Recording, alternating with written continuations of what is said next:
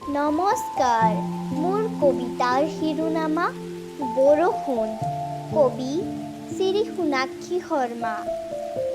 পাগলী, চোৱা বৰষুণ দিছে, এজাক প্ৰেমৰ বৰষুণ। আৰু কিমান গুপুতে ৰাখিবা মনৰ কথা।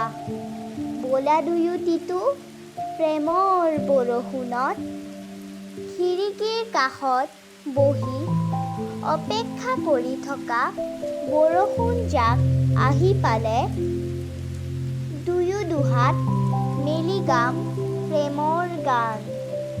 পাগলী, চকু মেলা, গাত ঢাকি থোৱা বগা কাপোৰখন অতৰাই, ৰঙীন হৈ ব'লা প্ৰেমৰ বৰষুণত, আৰু কিমান গুপুতে ৰাখিবা।